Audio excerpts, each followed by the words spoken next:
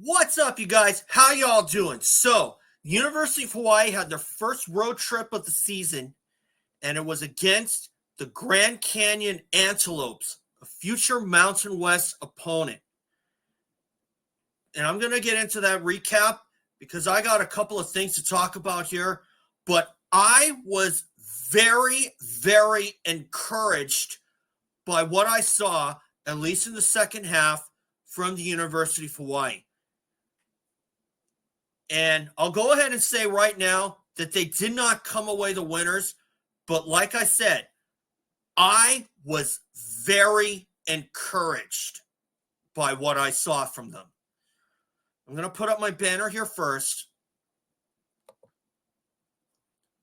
UH loses 78-72, but they will compete in the Big West.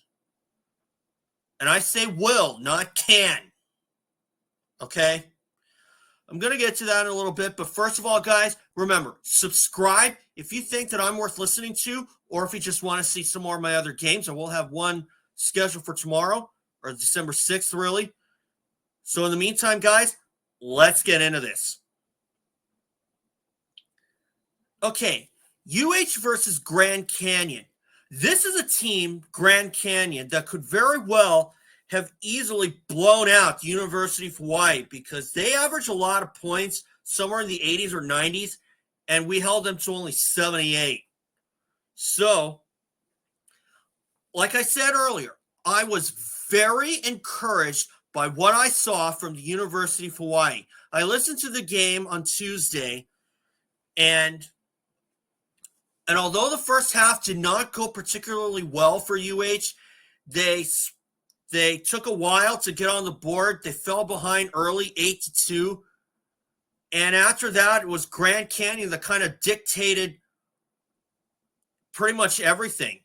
And as a result, at halftime, UH found themselves with more turnovers committed than made field goals because UH committed 13 turnovers to Grand Canyon's 5. Okay? They only made 7 shots in the first half, and they were down by quite a bit.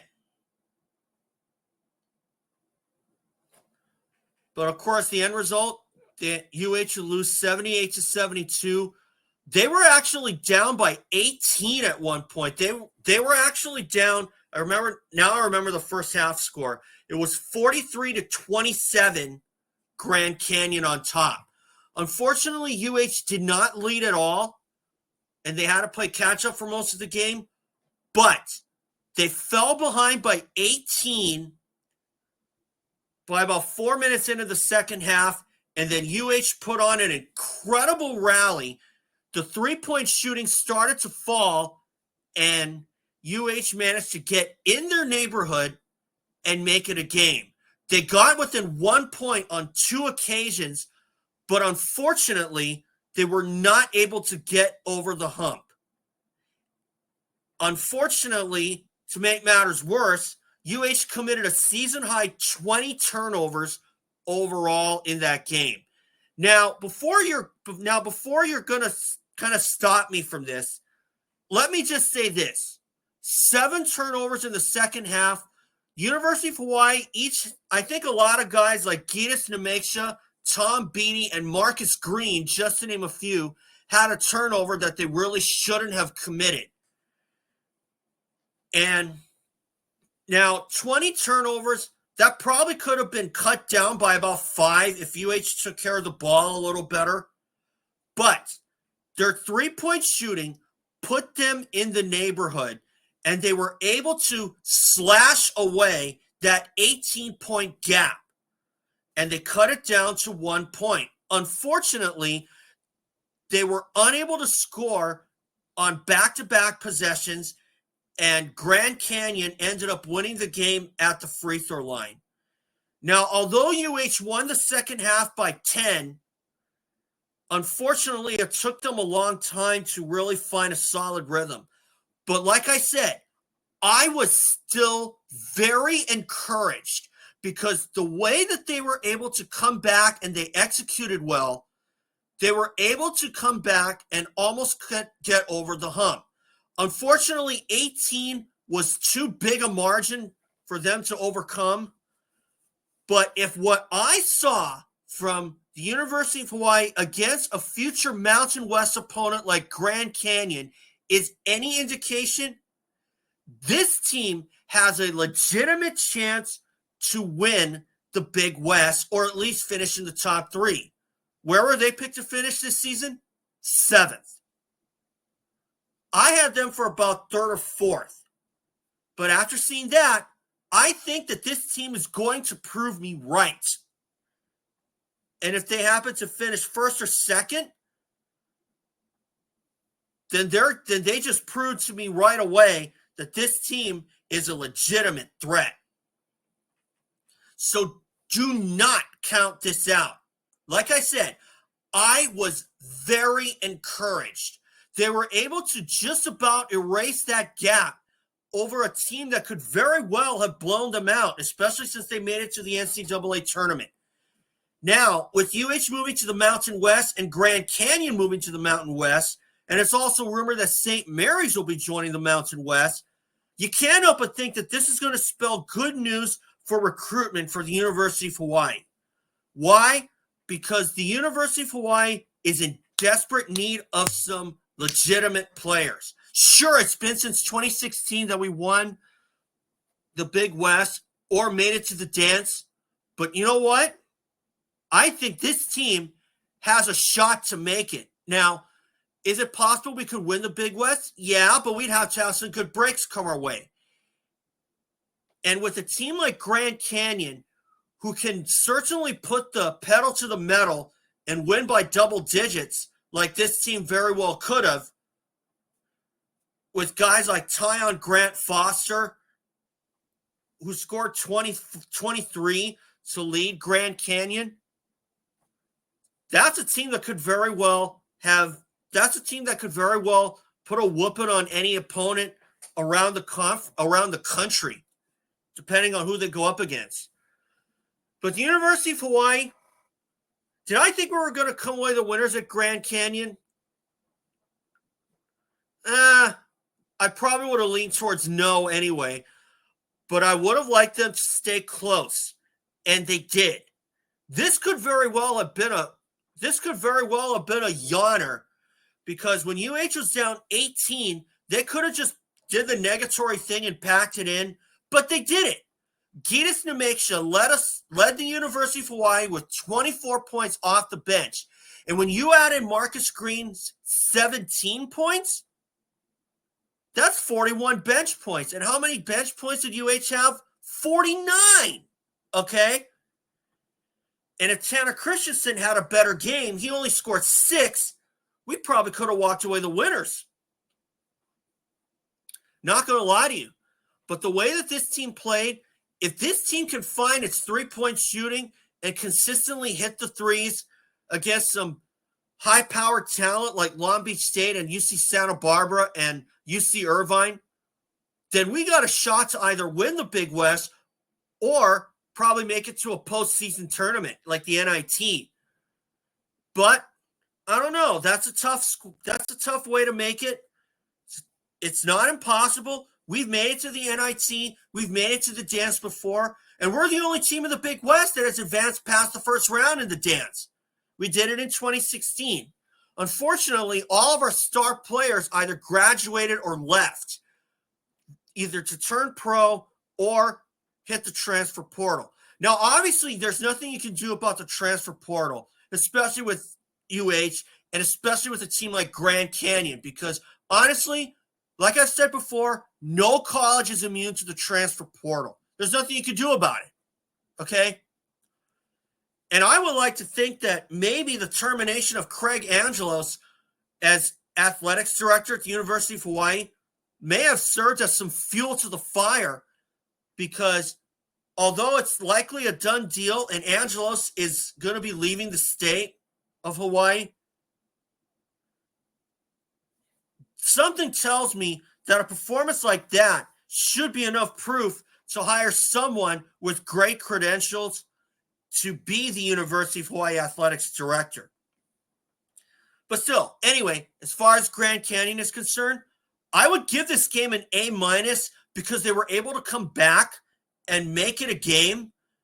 And had University of Hawaii played their next possessions right, they probably could have overcame that 18-point gap and came away the winners. Unfortunately, like I said earlier, University of Hawaii had at least a turnover. Some guys on the UH squad had at least a turnover that they probably shouldn't have committed. And as a result, UH cleaned it up in the second half with 7 turnovers, but still, 20 turnovers for a game. It's hard to win a game with that many turnovers, but we've done it before. Granted, it was with a couple of Division II opponents.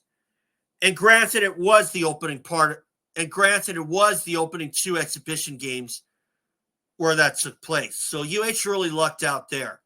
But against any other team like Duke or Syracuse or UCLA, you commit that many turnovers, you ain't got a shot to win it. You ain't got a shot to win that game. I don't care who you're going up against. But still, UH found a way to make it a game. And if the 3-point shooting wasn't there, I would have stood by that statement that I just said earlier.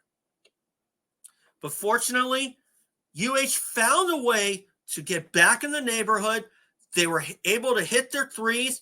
And as for Grand Canyon, how did they do from 3-point range in the second half? They didn't make one. 0 for 10, okay? University of Hawaii, they made about 6 of them. They ended up with 8 triples overall. Unfortunately, it wasn't enough for them to win the game. But still, if what I saw against Grand Canyon is any indication, the University of Hawaii has a legitimate chance to have a great finish or win the Big West. Take my word on it. Now, are we going to win? Are we going to sweep the Big West and win all 20 games? Probably not, but one would like to think so. But then again, the Big West is a guard-oriented squad, and this team has some really good guards like Gytis Nemeikša, Marcus Green, Tom Beattie, and Tanner Christensen, although he's a forward. This is a team that can really turn some heads. And this is a team that can certainly exceed a 7th place prediction in the Big West this season. Take my word on it. This team is going to turn some heads. Mark my words, okay? So, you know what? I hope that the University of Hawaii put the Big West on notice to, hey, you better watch out for us because we are going to compete. Okay? Now we start Big West Conference play against Long Beach State on Saturday. That's at 11 a.m. Hawaii time. And I would put UH as maybe 2-point favorites, even though we're going up against Long Beach State. And this is a team that UH has had some good luck with as of late. The last time they lost to them was last season. But prior to that, UH had won 5 of their last 6 meetings. Or I should say 4 of their last 6 meetings when you go back to 2022. Okay? So, why am I putting UH as 2-point favorites against Long Beach State? Because they got good players on there that can shoot the 3 really well. Jadon Jones, Messiah Thompson, and Marcus Sohonis. I don't know if Sohonis is still on the squad, but I'm pretty sure Jadon Jones is, and I'm pretty sure Messiah Thompson is as well. But if they're not, they still better stay on their toes because you skip steps, you'll get burned, as Coach Aranganat has said numerous times. And I'll say this. I'll say this. If that performance against Grand Canyon was any indication, this team can beat the perennial frontrunners like Santa Barbara and Irvine and at times Long Beach State, because Long Beach State has won the Big West tournament last year, but they were around the middle of the pack. And UH finished with 4th overall. but they were the number 3 seed because UC San Diego finished 2nd overall in the standings, but they were ineligible for the tournament. So UH got the 3 seed. So I have it between 3rd or 4th that UH will finish, but if they do better than that, I got no problem eating my words. If they finish 3rd or 4th, they make me look like a genius. Okay? So anyway, guys, thanks for watching. Go Bows. And remember, subscribe, and I'll see you all for my recap for our conference home opener again, or I should say our conference opener at Long Beach State. That's a road game. So thanks, guys. Subscribe, and I'll see you all again.